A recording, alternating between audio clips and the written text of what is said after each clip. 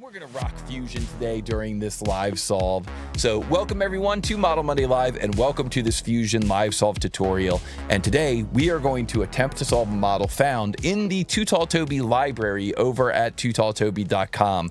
You can see here, if you go to TooTallToby.com, you can say access full library. And we've got a library of over 300 2D to 3D CAD challenges. So if you're looking for a place where you can practice and refine your 3D CAD skills, this is the place for you, because not only are these challenges available in the library, not only do all the challenges have all the dimensions that you need, but they're also categorized. So if you're just getting used to a brand new piece of CAD software, you could start out at tier 1, some of the easier challenges, tier 2, tier 3, and kind of gradually work your way up to some of these more difficult challenges like tier 6 and tier 7 challenges.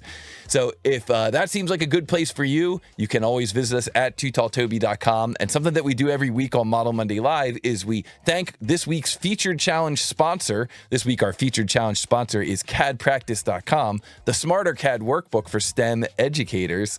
And this week's featured challenge is 26-05-03. So let's get into it here. We're going to see if we can solve this thing using Fusion.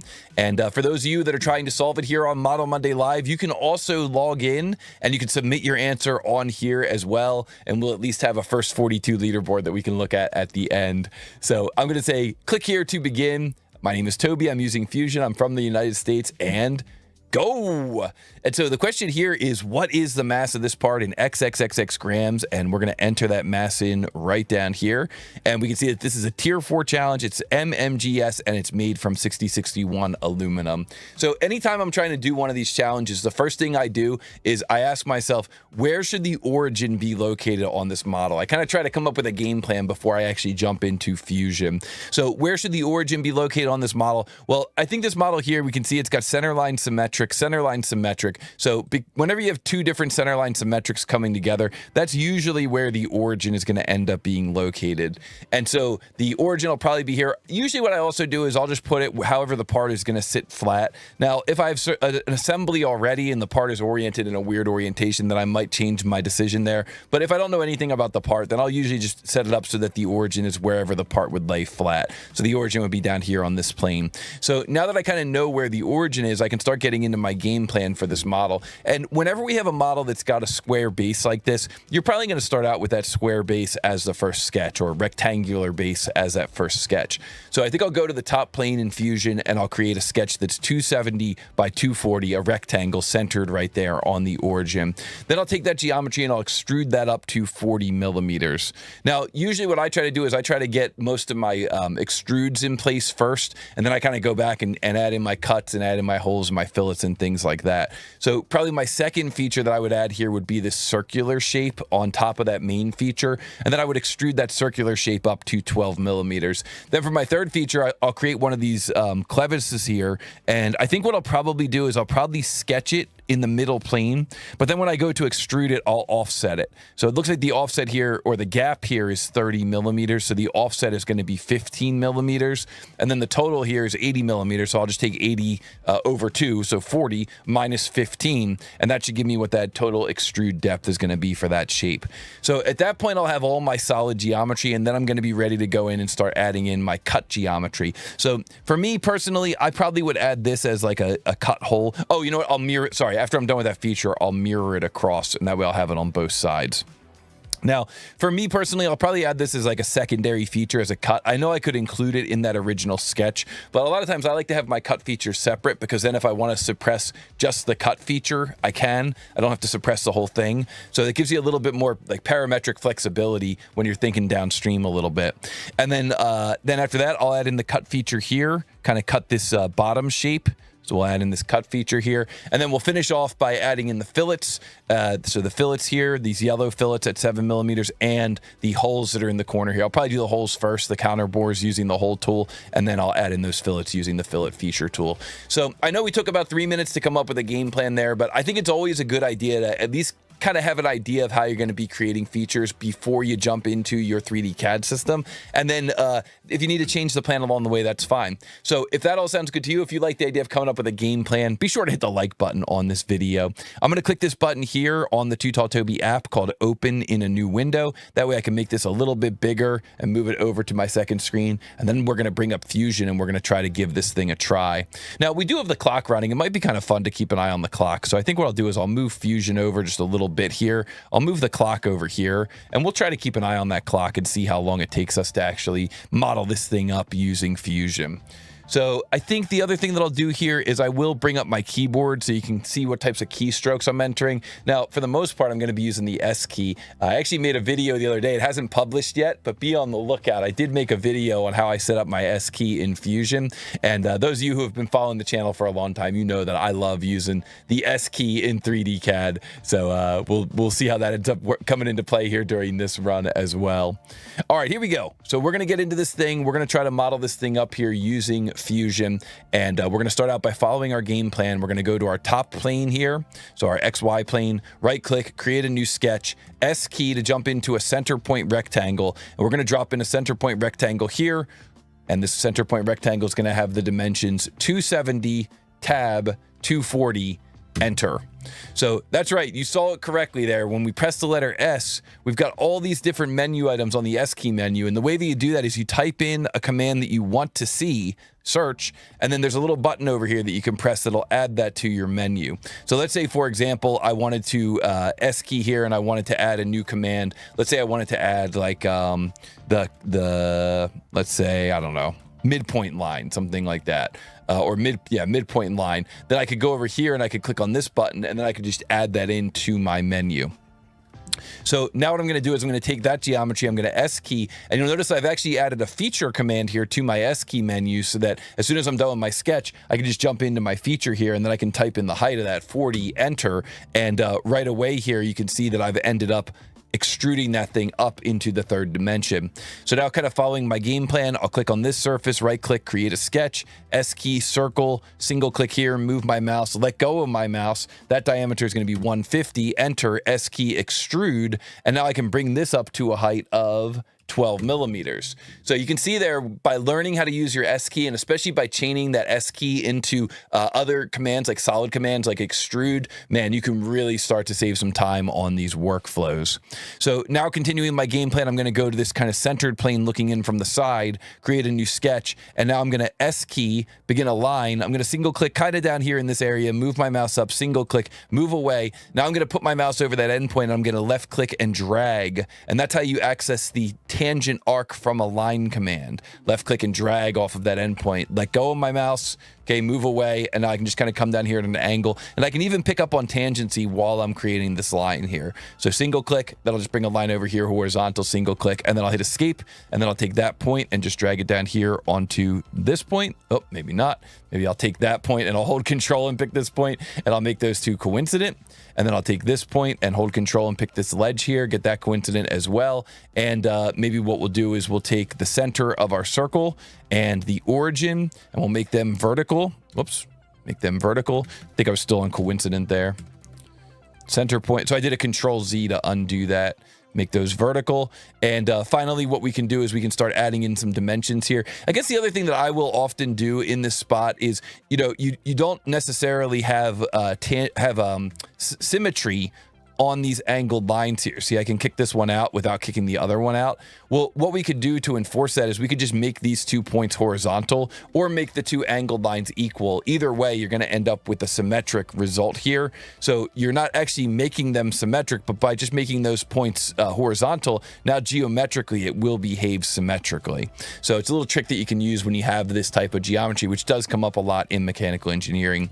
So now S key dimension, and the dimension is going to be from the base up to the center of that hole, and that dimension is going to be 100 millimeters, and then the radius here is going to be 33, and then the angle between these two lines is going to be 26. And once we have that, that sketch is fully constrained, and so now we're ready to take this and turn it into an extrude. So we go here, S key, extrude, and how deep is this extrude going to go? It's going to go 40.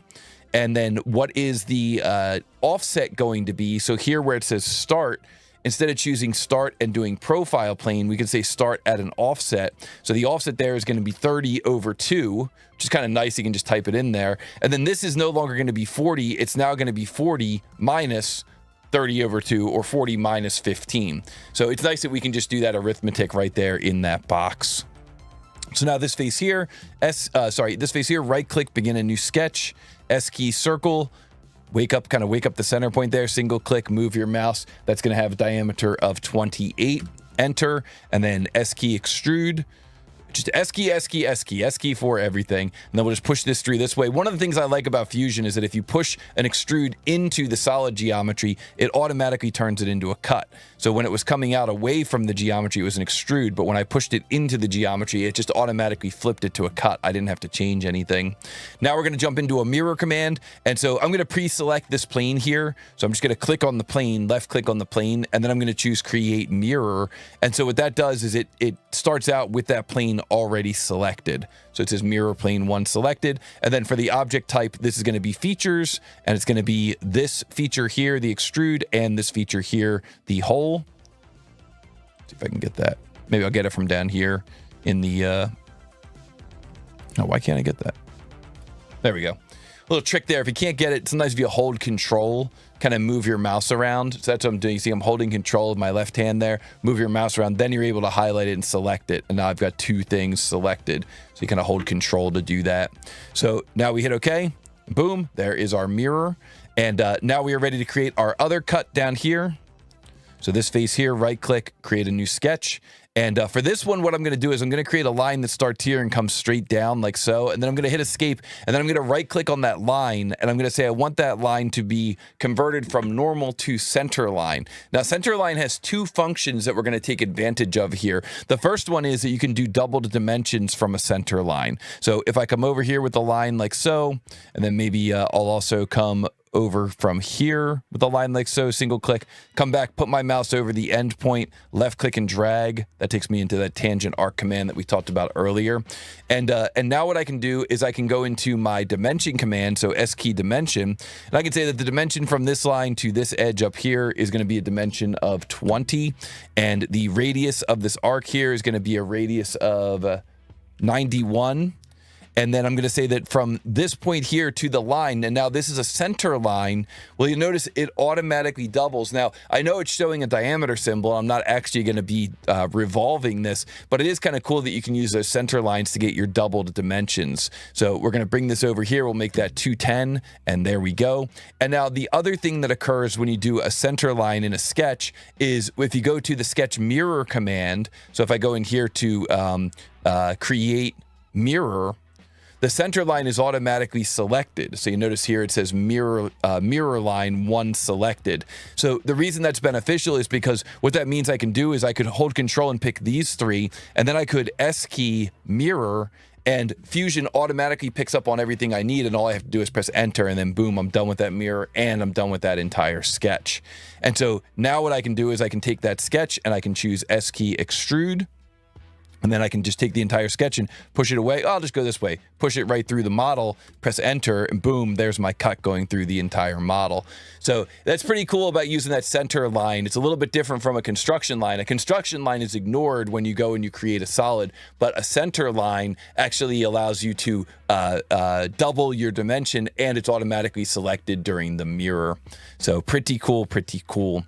So then to finish this off here, I'm going to go into my fillet command, and I'm going to say I want to add a fillet on this edge and this edge. Notice I'm just clicking right through the model, and this edge and this edge. And after I pick the last one, I'll type in the radius 40, enter. And then I'm just going to make a sketch here. So new sketch. And I'm going to create a sketch here of some points. And for each of these points, I'm going to drop them right here at the center of these fillets. So right here at the center of the fillet, and right here at the center of the fillet. So that's it for that sketch. 1, 2, 3, 4 points. That's it. I'm going to say finish sketch. And the reason I made that sketch is because now I can go to the hole tool. And from the hole tool, I can say that I want to create a hole here. This is going to be a counter bore. And for the type of hole that I'm going to be creating, I'm going to be using this option here, the second option, because that second option is from a sketch, multiple holes. And so then what I can do is I can go out and I can pick on these 1, 2, 3, 4 holes that I just created. And that way I can use those holes for this counter bore. And so for the counter bore parameters, it's going to be 50, tab 6, tab, 26, and whoops. Oh, I did that backwards. Sorry. So that total depth there is going to, that can be 50. It doesn't matter. This is going to be 50, tab 6, tab, a little bit off there. So my total depth there, you know, I have it set to distance. Really, that should be probably set to through all. I've been kind of cheesing it a little bit throughout this demo using blind in spots where I could probably use an actual like dynamic end condition like through or up to next or something like that. So as long as it's going through that entire model, you know, 50 should be enough for that depth there. So we'll hit OK. Let's see how that looks. That looks pretty darn good. And then finally, we're going to go in here and we're going to use fillet. And then for this final fillet here, it's going to be 1, 2, 3, 4, 5, 6.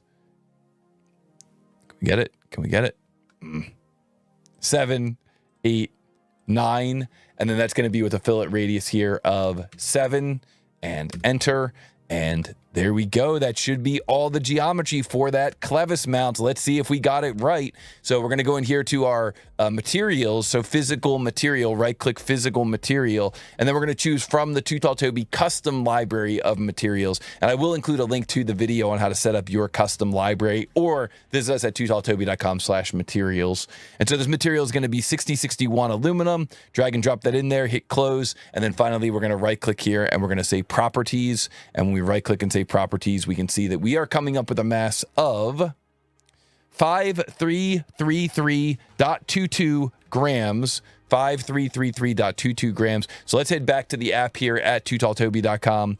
5333.22 grams and enter, and yes, we got it correct. Let's go. So that's plus or minus 4 grams on the tolerance on that one. But 5333.22 is correct. We got it correct. Let's go. Let's go. And so we're going to say submit. And congratulations. We did earn 1 point on the leaderboard. That's what's up. And so far, that is my, guys, so that is officially my 100th challenge that I have finished here at TooTallToby.com. So big milestone here, moving through 100 challenges. I know some of you have 334 challenges done. I've only got 100, so I got to catch up to you. But great job to everybody who finished that challenge. I know that it's not easy to finish these challenges in the limited amount of time we have, but I hope you guys enjoyed that tutorial. And if you did, be sure to hit the like button. Be sure to leave me some comments down below. And as we are winding down here on our live stream, let's take a look at our first 42. Let's see who else finished this model. I know that having the model kind of glitch out here as we were going through kind of invalidates these answers. So this one's just going to be for fun, but it is kind of cool that we are able to see who finished the challenge first here. And FPV Kev says, I literally finished just after you. Oh, then we definitely need to refresh so that we can recognize.